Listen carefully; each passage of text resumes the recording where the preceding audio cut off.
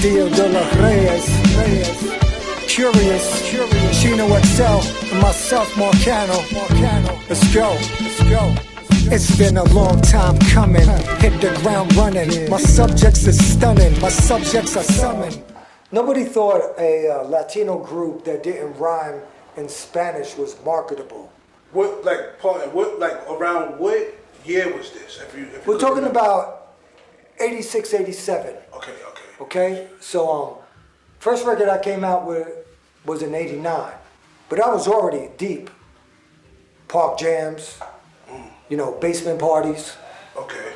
Hype Williams used to make the flyers for our basement parties. Oh yeah? Yeah. That's official. There was a lot of individuals that are around then that contributed to our hip hop experience and our hip hop journey. Okay. So the fact that the guys that they thought couldn't make it and couldn't do it, and because there was a racial barrier there. Okay. Now, mind you, there was no racial barrier between me and my brothers in the neighborhood. Right. We was good. It was the industry that created a racial barrier. Okay. Oh, Puerto Ricans can't do that. They good break dancers, they can write graffiti, but they can't rap. Right. Meanwhile, you forgot about Ruby D from Fantastic Five MCs. Okay. You forgot about Tito from the Fearless Four. You forgot about Charlie Rock from the Fantasy 3. Right. You forgot about Prince Whip. All these dudes that did it, but you had to be paired with an African American at that time in order to be considered relevant. Okay. Was these independent record labels or just the industry period? I mean, basically it just started off as mixtapes that just went from borough to borough. Okay. Borough to borough, these mixtapes were infectious. Okay. Pre-COVID, it was the mixtape. Right. You know what I'm saying? So they got around. So people would hear these fantastic battles and stuff like that. And there was always Latinos involved with this. Right.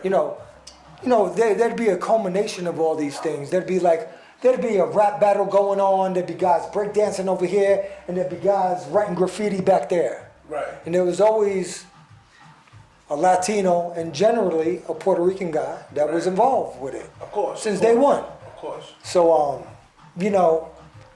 I never felt like they could defeat me by some executive telling me that, hey, you can't do it. Right.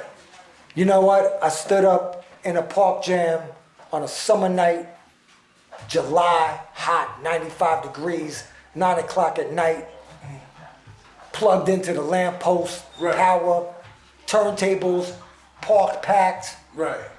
And stood right up and went up in the front and was just like, let me get on. Okay.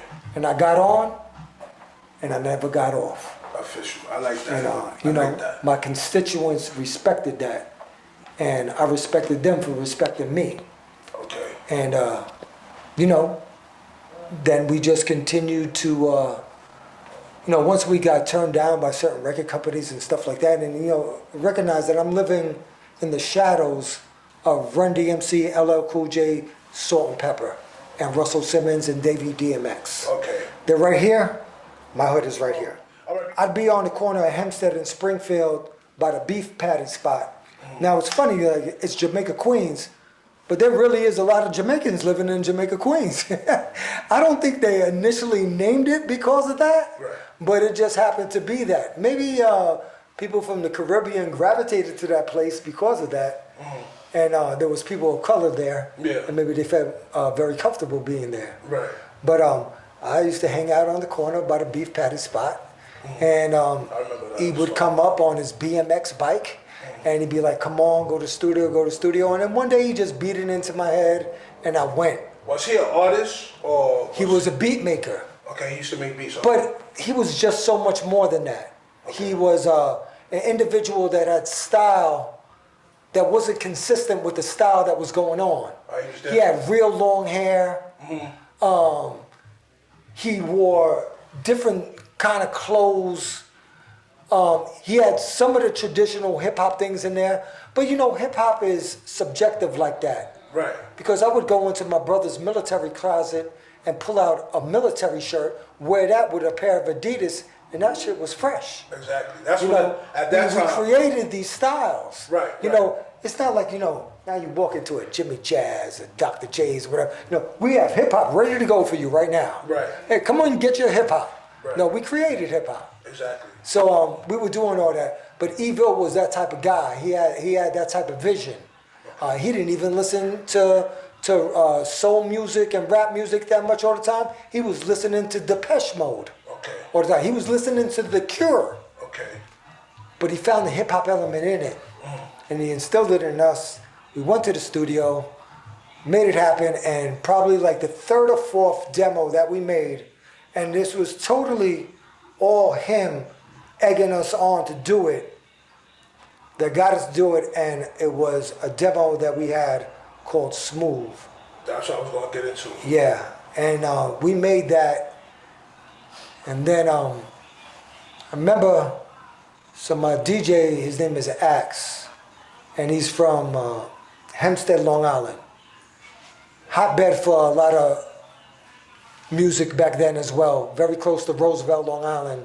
Okay. So you had Chuck D, 98 Posse, Flavor, all those guys right next door. Then you got De La Soul. Then you got Wine Dance. Then you got Rakim. Right. Then you go on, CI, Right. K Solo, Brentwood, EPMD. Long Island, it was a hotbed for. Absolutely. So, it trickled down and everything. But I remember just coming back from the studio and having the demo and falling asleep on the couch in my man's house, and he couldn't stop playing it. And I woke up and I was like, "Is this on the radio?" But it was just like, "Hey man, this one might work. It might work. It might work." Was this the time that the Smooth record? Can I get into that? Right. At the time when you did Smooth, what was you on an independent label or what was you on a record label? Well, like I explained before, I had been courted by a couple of record companies that knew about us from the neighborhood. Being that was so adjacent to Hollis, Queens, and it was a hotbed for a lot of rappers, they would have people that would go out and try and find the next wave of talent.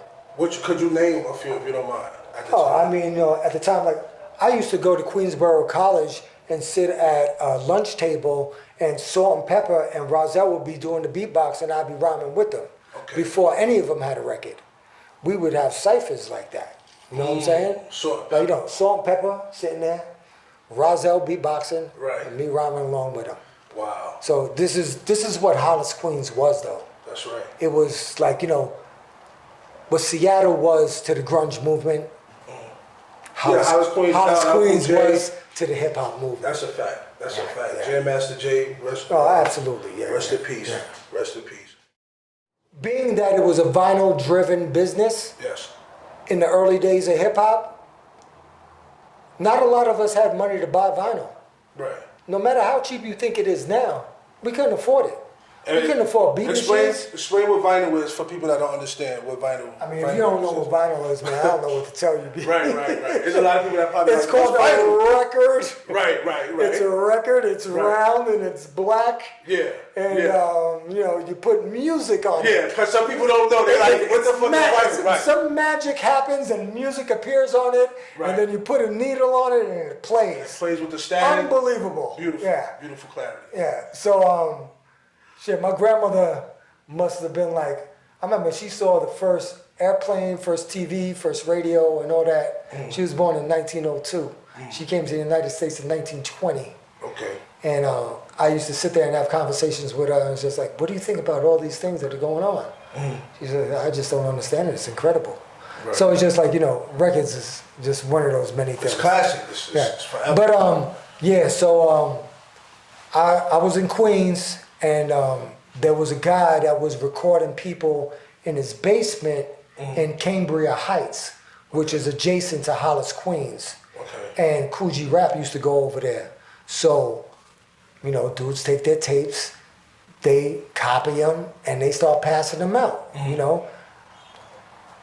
It would look like something as bootlegging now, but back then it was the best form of promotion that you can ever get. Absolutely. Somebody actually adored what you did and put it out there, right. And now everybody's talking about you. Right. So I had Coogee Rap, It's a Demo, Coogee Rap, Rikers Island, Coogee Rap. I had another one. I had like 3 of them already, and I was like, yo, G-Rap is a monster. He's crazy. Yeah. And then when he came out with It's a Demo, Yeah. it was just like it was all over. Right. You know what I'm saying? So G-Rap was definitely an influence on me. Yeah. But of course, Run DMC was an influence on me. Right. I mean, I didn't think there was anything cooler to look at than fucking Run walk down the block. Right. He ain't even have to rap. Right. Just the way Run walked and dressed that bop. was impressive. Like, it was just like, fuck, how do I be that guy? He was fresh. I want to be that guy right there. Yeah. And guess what? I wasn't wrong because look where he went. That's a fact. Rolling Stone. Who's the first rap group on the cover of Rolling Stone? Who's the first rap group to get a sponsorship by Adidas and Kango? Okay, that's a fact. Major record deals, major tours. Run DMC did all that. Rock and roll. And I was in the shadow of all that. So all of that bled down. So we felt hope, and we felt like, hey man, maybe we can do it too. No, didn't mean to cut you off, because I see when you was in that, when you was doing Smooth, Yeah.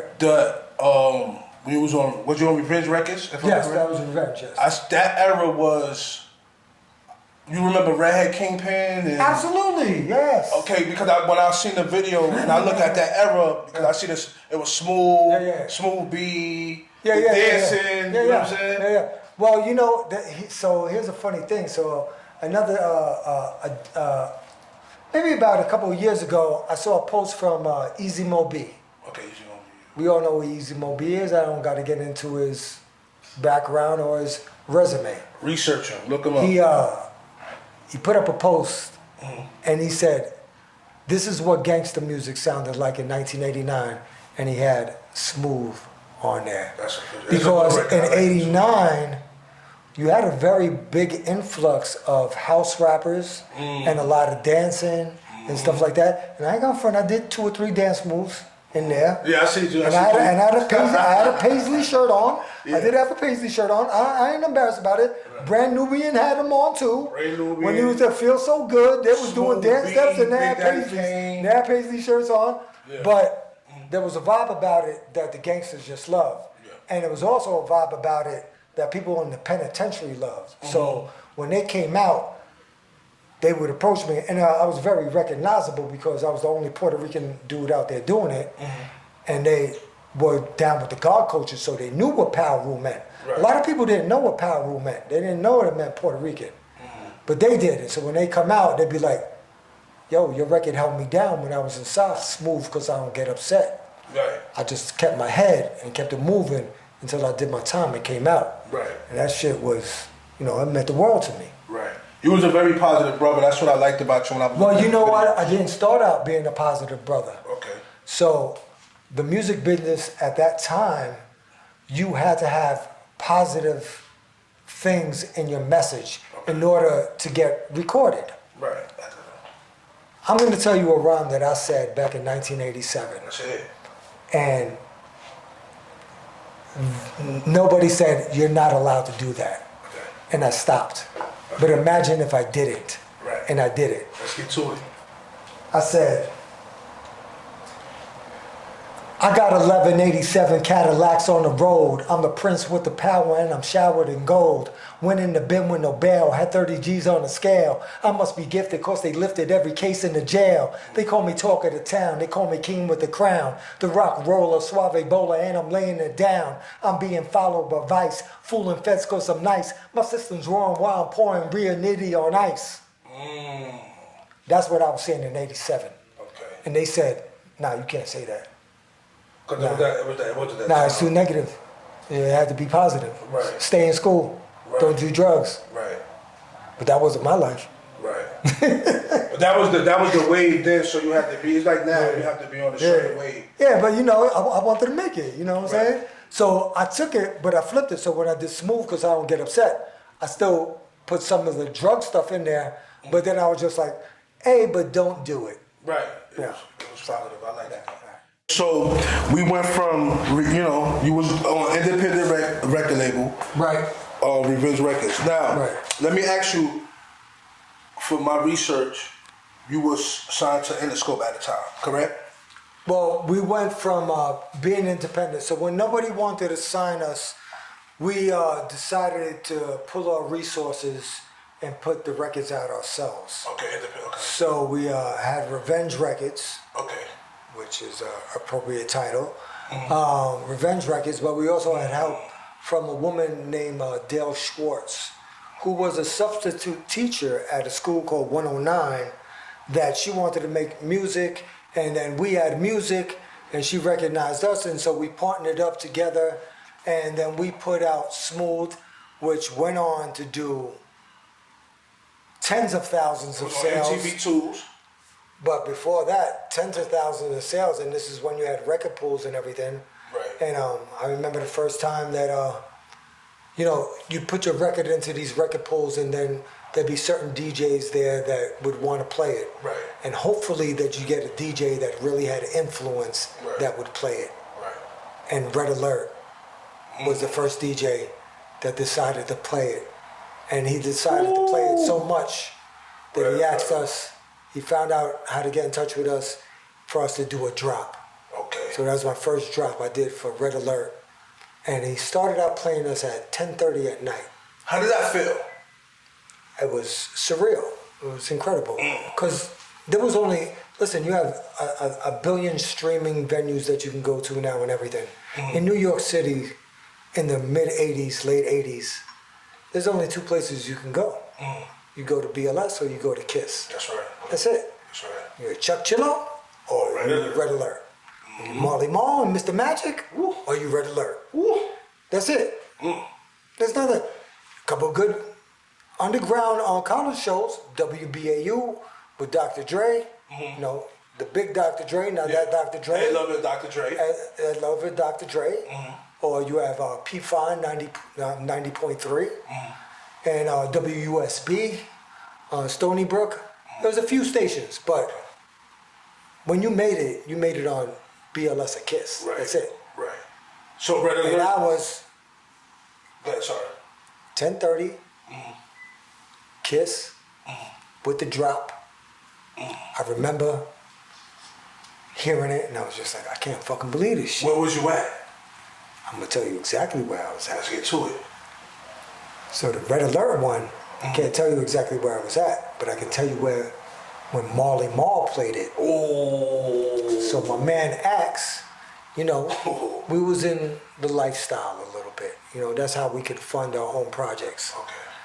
So Axe's girl at the time knew Marley because, similar neighborhoods and they know people.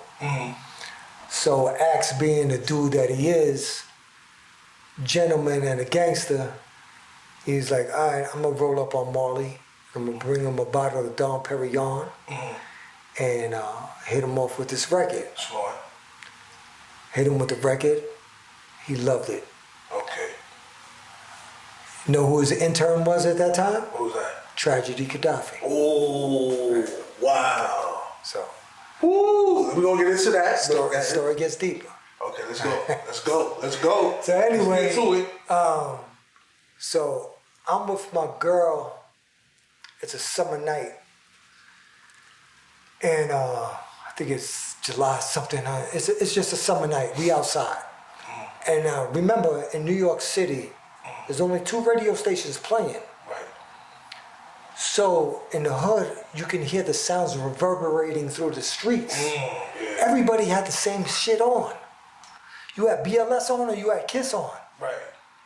And it would just reverberate through the streets. It was just like this beautiful noise that was just coming all around you. It was just surrounding you. You would hear these songs and these records. And then you would attach yourself to them, like if you liked it. If you didn't like it, then you commented about it. Be like, that shit is whack, son. Right. Whatever. But then be like, yo, this shit is banging. Whatever. So here it is. EPMD Big Payback comes on. Woo! Yo, bam, bam, down, bam, yo. And all of a sudden, The equivalent to the Flex Bomb was the Marley Marl world premiere. World premiere. Yeah. So in the middle, so when the fucking EPMD song was riding out, I hear my song playing in the background, and it was like world premiere. So the first time I got played on Marley Marl, and remember, the DJs for Marley Marl then were Pete Rock and Clark Kent. Oh, it gets better. So the first time my stuff was played on Marley Marl, it was over EPMD Big Payback, and he dropped the world premiere on it. Amazing. The equivalent of the Flex Bomb, I got that in '89. Puerto Rican kid that they said, nah, y'all can't do it. I did it. You know that I'm in front of my girl's house, pre-cell phone, landlines. Right, landlines, Beepers, yeah. The droves of cars that rolled up in front of my girl's house, just opening their doors, cranking their systems. Right. We made it. Right, we made it. Beautiful. It's like, we made it. Beautiful. And I believe that because it wasn't me, it was all of us. We all invested in this. We made it. We made it that day. And that was one of the most incredible days of my life. And actually, I will say that is the pinnacle of my hip hop life. I think that is the most beautiful moment ever. To hear New York City, streets reverberating, playing my song, Marley Marl, Pete Rock and Clark Kent DJing. Off of EPMD. Can I clap y'all for that? Yeah, y'all can clap. Can I clap? Can we clap? Can I clap? Oh, this is a solid clap. Ladies and gentlemen, I gotta clap for that, man. It was a surreal moment, man. Surreal moment. That's beautiful. And my chick was bad as hell too, Colombian chick. Okay. I didn't have a bad one on the side either. That's official. Yeah, so it was a great moment. That was deep, man. Yeah. I felt that because I'm a hip hop head myself. Yeah.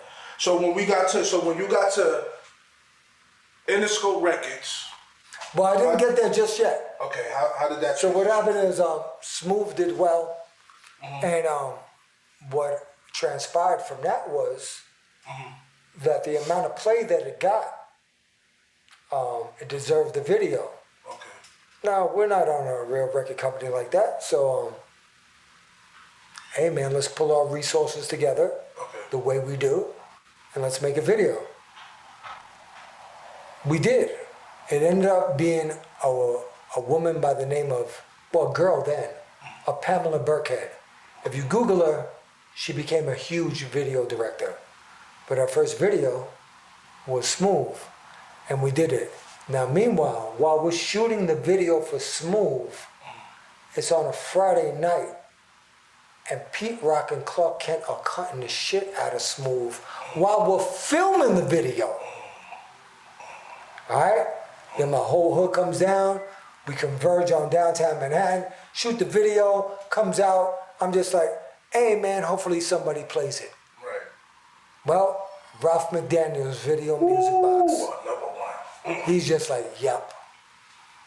Then it's like another local, like you got to go on your VHS channel and find channel 68. Another one is playing it on there. But then all of a sudden, one day I come back from a club and I'm chilling with my man, and I just turn on B.E.T. just because I watch B.E.T. Right. Love B.E.T. Everybody loves B.E.T. Fuck. Sitting there and Smooth comes on. And I'm like, what the fuck? Yes. Smooth is on B.E.T.? Yeah. What? Yeah. Yo, B. Yeah. Again. Yeah. The droves of cars come rolling up to the crib. Right. Like, yo, you on B.E.T. Right. And then, and I was living in Central Islip, Long Island at that time, and I actually was working with a young Keith Murray in a place where we used to stuff envelopes. It was called Mailman. Okay. Mailman. So we used to stuff envelopes and send them out. Keith wasn't, out yet, whatever. My record was on BLS and Kiss. The video didn't premiere on MTV yet, but I was told the day before, hey, your MTV Raps is gonna play your video at 3:30, 4:30, whatever it was at that time. Right. And then I told Keith, because I used to be working here, and Keith used to be right there. Right. And I was like, yo, Keith, man, my video is gonna come on Yo MTV Raps tomorrow. Right. He's like, man, you don't make no records. I was like, you don't hear that record, Powerule Smooth? That's me. Yeah. That ain't you. Right. I was like, it's me, man, I'm telling you. Right. It's like, you can't hear the voice is the same? Yeah. He was like, nah. And I was like, all right, I'm just telling you, when that video come on, you ain't never gonna see me here again. Right. Well, it did come on at 4:30 the next day. Right. Dr. Dre and That Lover introduced it. Boom, it came on, and then just even took it to the next level. Okay.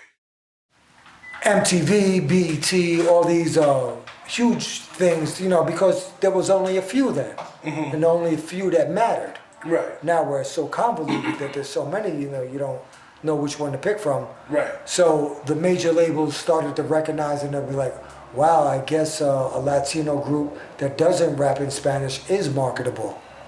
I guess a kid in Gary, Indiana does like this. So what would you saying, were you the first Latino to rap that they were accepted at the time? No, I'm absolutely not the first Latino to rap. No, okay. And I know that's not what you meant. Right. No.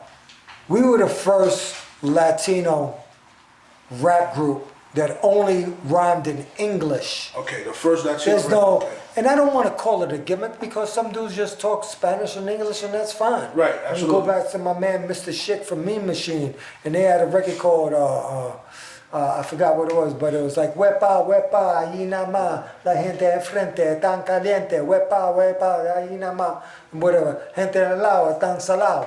You know what I'm saying? So okay. they had a record, but it was always you teamed up with an African American dude or you rhyming in Spanish. Okay, Nobody was just rhyming, like you couldn't see a Puerto Rican face and him just be like, I'm gonna kill this shit, nigga, then you know what I'm saying? Right. Like, it wasn't marketable for them. Okay. We made it marketable.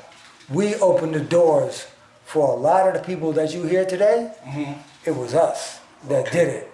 And the major record companies recognized it because our independent sales were so strong that they wanted to get in on it. Okay. So I had a little bidding war for a while. Okay. And like I told you before, my boy Babito Garcia was sort of acting as a manager for us at that point.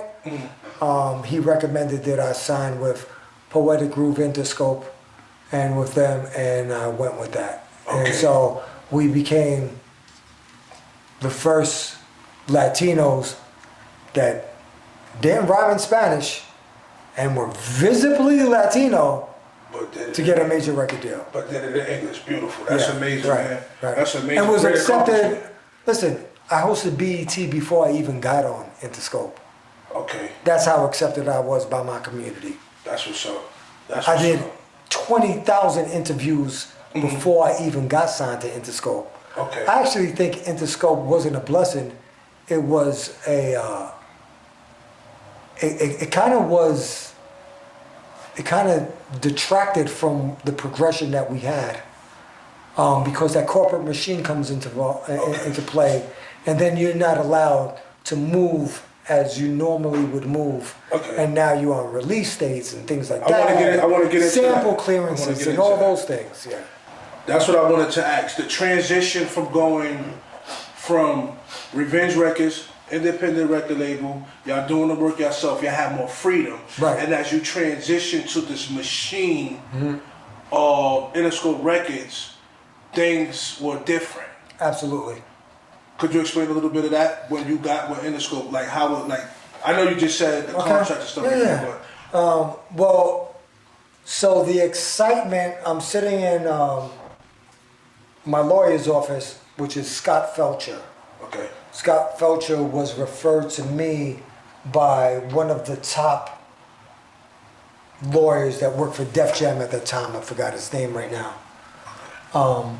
But I was his first client.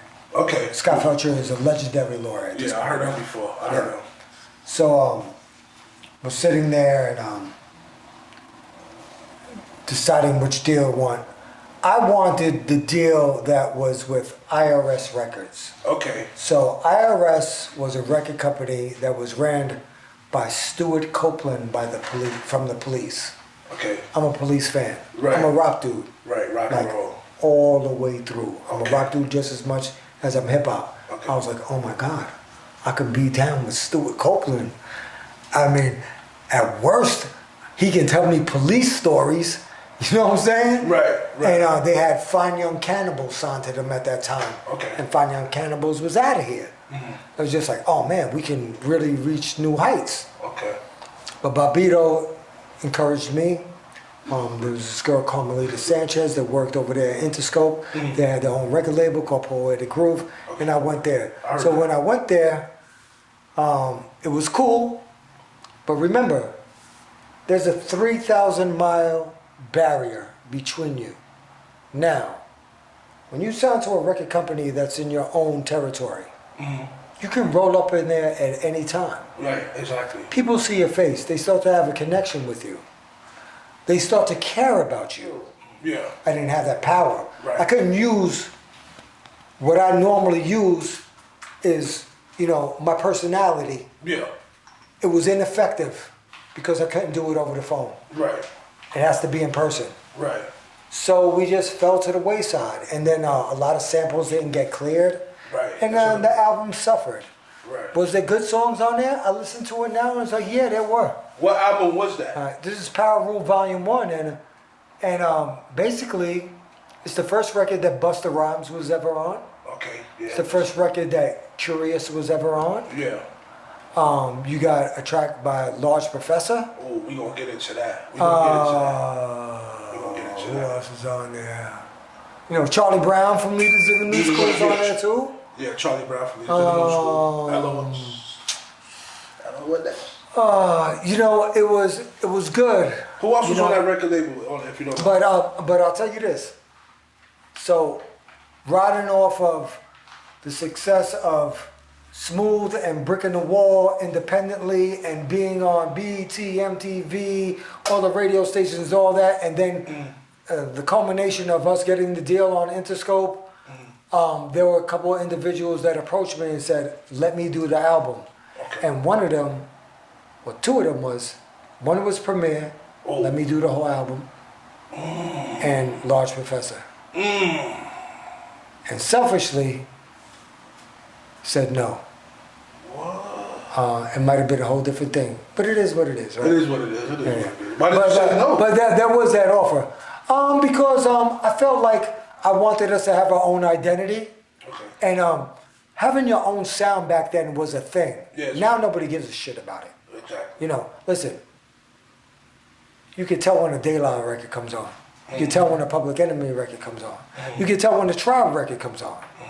You can tell when a Run DMC record comes on. Right. It was very different. You can tell when a NWA record comes on. Yeah. It's just there's a sound to it. Right. EPMD, super distinctive. Yeah. We didn't bite back then.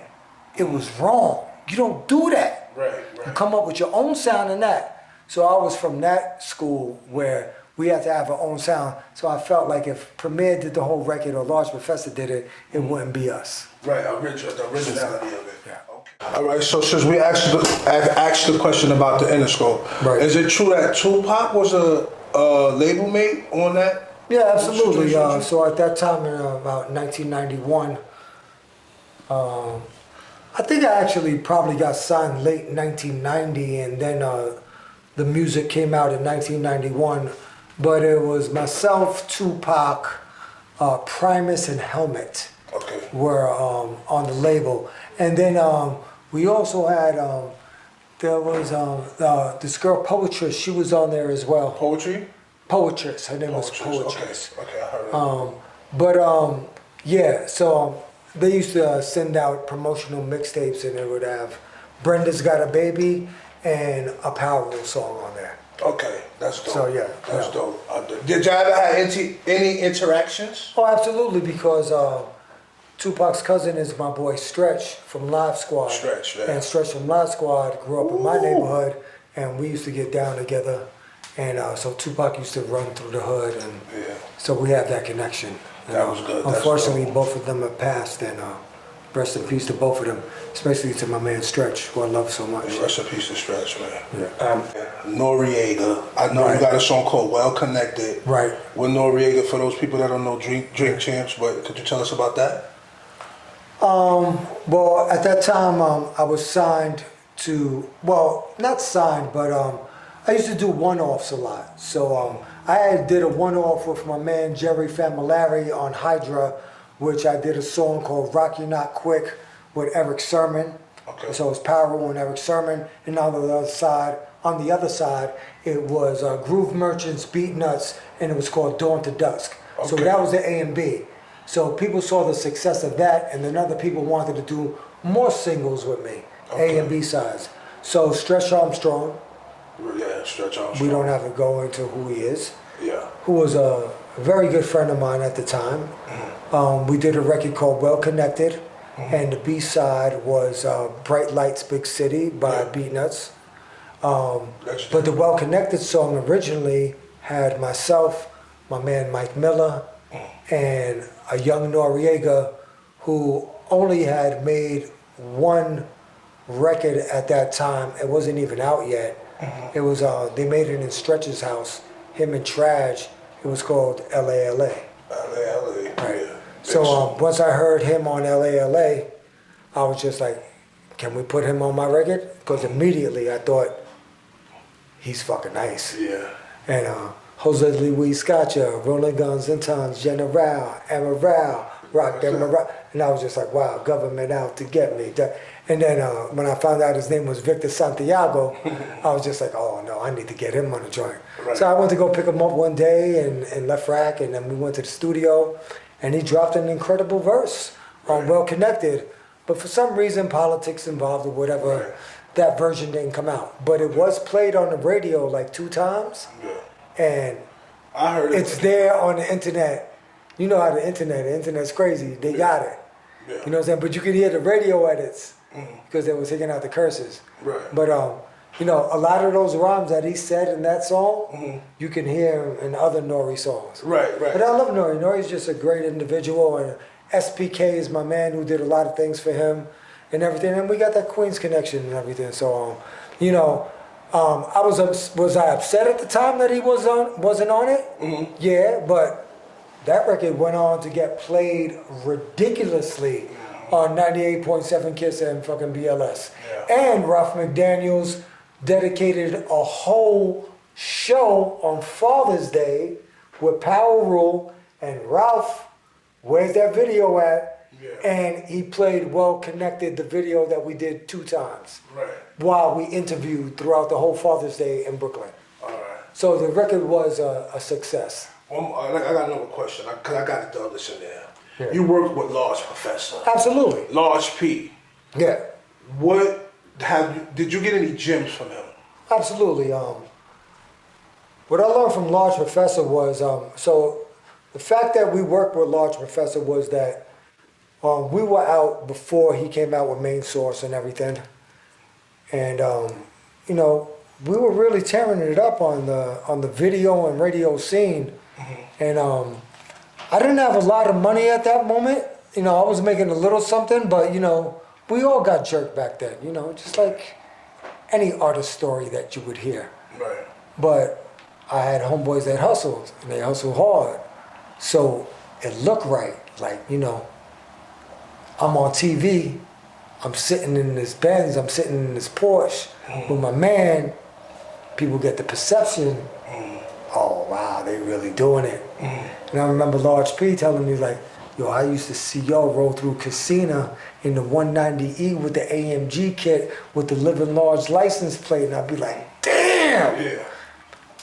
And through the business, we got together, and he made a record for me called Gots to Get This on Powerule Volume 1, where he rapped on it, actually. Oh. Oh, okay.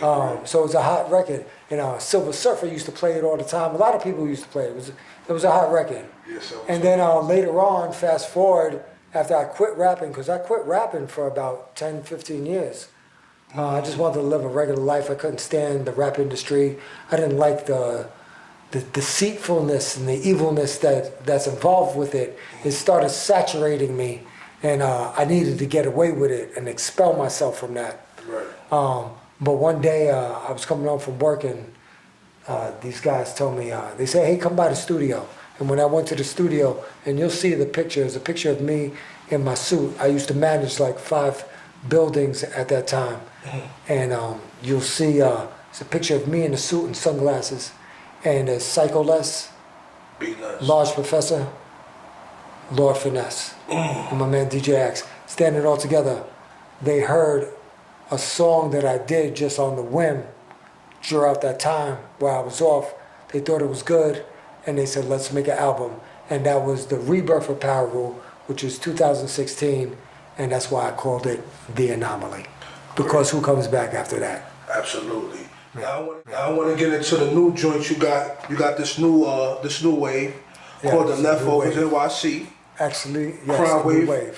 Crimewave music. Could you tell us about this your new ventures? Well, basically, I'm not going to get into anything now for something that's trivial. Okay. I'm only going to do something that helps me build as a man, and helps me build on what I feel that, the way I want to be perceived, and the way that I feel inside, and what I feel that is righteous. Okay. And gentrification is destroying this country. It's destroying the whole world, actually. Money is just destroying everything, and they're tearing families apart. People are being displaced and put in places where they're not used to be. You can spend 25 years, 30 years on a block, raise your children there. Then 4 kids from a privileged home can come with $1,000, $1,200 each and pay $5,000 for a 2-bedroom apartment, and then you get kicked out. Right. Now you're talking about a man that paid his rent for 25 years straight, paid taxes into that system. He didn't have enough money to buy that home, but he was a reliable tenant, and he really put into the system, and they dispose of him like that. Yeah. Because these 4 kids want to live out their dream in New York City, and they probably ain't even talented. How many of them really gonna make it? They think they're gonna be Woody Allen. They think they gonna be Spike Lee, and they ain't. That's what inspired you to do Leftovers? But what inspired me actually was that I was helping my neighbor move, me and my roommate, HD, helping my neighbor move.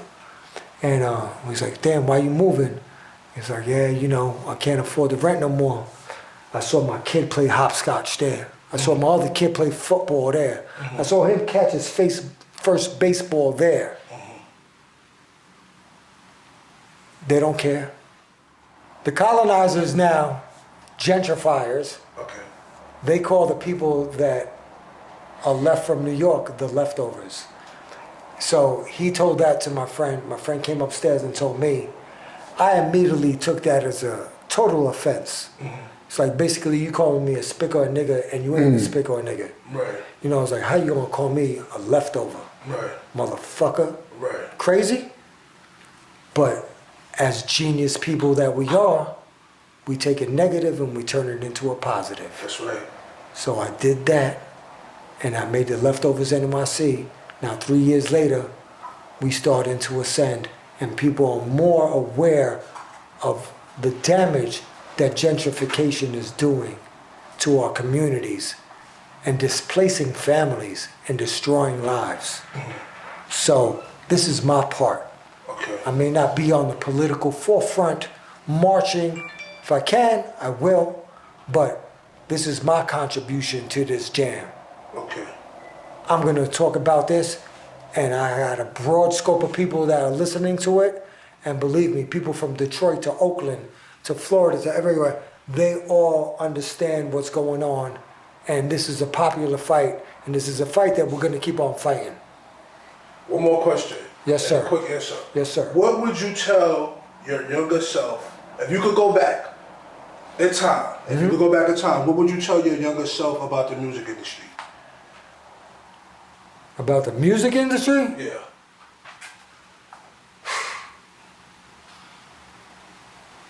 You can't trust it. You can't trust it. Public Enemy. Yeah, you can't trust it. I thought you was going to say something. What would you tell your younger self? And I'd be like, absolutely, don't do drugs. They were right. Don't do drugs. And what would you give any new artist or any new talent that's coming out? What advice would you give them? I wouldn't give them any advice because they don't need my advice. Okay. Their world is so different and they work in a different parameter and a different paradigm. They're in a metaverse that I'm not involved with. They know what they're doing and they're doing it right. Obviously, they're very successful. So what advice could I give them? The only advice that I could give them is how to conduct yourself as a man and show your self-respect. That's it. But I could not tell them what to do musically because they got it all figured out. Right. Good words. Well, brother, this was a great interview. I appreciate you. This is my first interview, Whipping It Up with Billy Jux.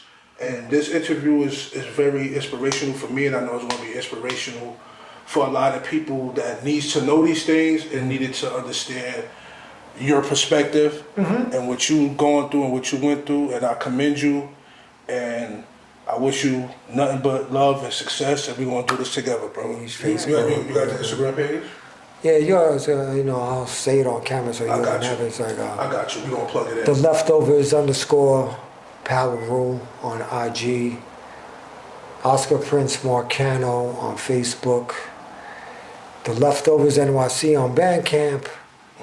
You can just go to DistroKid and then you put in the Leftovers NYC or Powerule, and then you get Apple Music, Spotify, Amazon, all of that. Okay. If you look at my page, it says Power, and under each letter is a link to go to our apparel, which will have like Bobito Ross and Sick Boy Vision. My man Sharif Got Profit. Real major players in the game that all have signed on to be a part of this Leftovers movement. Because this is the new righteous movement. This is the new Public Enemy. This is the new Rage Against the Machine. This is what it is right now. This is the new fight that we have. Globalization, colonization. That's what we're fighting. So we on the forefront of that. So soldiers are welcome. That's right.